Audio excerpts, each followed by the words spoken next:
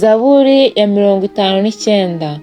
Zaburi iyahimbiwe umutware w'abaririmbyi babwirisha inanga ijwi ryitwa witsemba. Ni zaburi ya Dawidi yitwa Mikitamu. Yahimbye ubwo Sawuli yatumaga bakarindira inzu kugira ngo bamwice.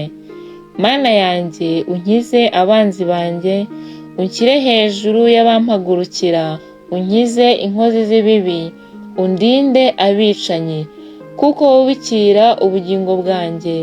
Abanyambaraga bateraniye kuntera, kandi ntazi igicumuro cyanjye cyangwa icyaha cyanjye, Uwiteka.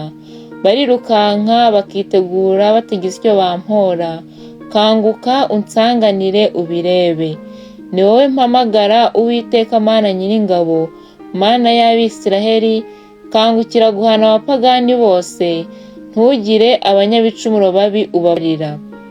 Bagaruka nimugoroba bakakankana nk'imbwa, bakazenguruka umudugudu, dore badudubiranya amagambo mabi mu kanwa kabo. Inkota ziri ku minwa yabo, kuko bibaza bati, ninde ubyumva? Ariko wowe Uwiteka uzabaseka, uzakoba abapagani bose. Wa mbaraga yanjye we, nzagutegereza, kuko Imana ariyo gihome kirekire kinkingira. Imana mboneramo imbabazi izansanganira. Imana izanyereka ibyo nshakira abanyubikira. Ntubice kugira ngo abantu banjye batabyibagirwa. Mwami ngabidukingira, abatatanishije imbaraga zawe ubacishe bugufi. Ijambo ryose ryo mu minwa yabo ni igicumuro cy'akanwa kabo.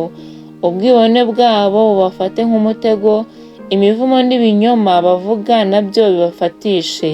Ubatsembane umujinya, ubatsembe be kubaho ukundi, kugeza ku mpera y'isi hose.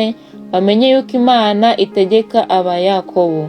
Ba bandi bajye bagaruka nimugoroba, bakankame nk'imbwa, bazenguruka umudugudu, bahunahune bashaka inyama, nibadahaga bakesha ijoro. Ariko njyeweho nzaririmba imbaraga zawe, kuko wambereye igihome kirekire kinkingira. Mu gitondo nzaririmbisha imbabazi zawe ijwi rirenga, n'ubuhungiro ku munsi w'amakuba yanjye. Ni wowe wa mbaraga yanjye we, nzaririmbira ishimwe, kuko Imana ariyo gihome kirekire kinkingira. Ni Imana mboneramo imbabazi. Haleluya.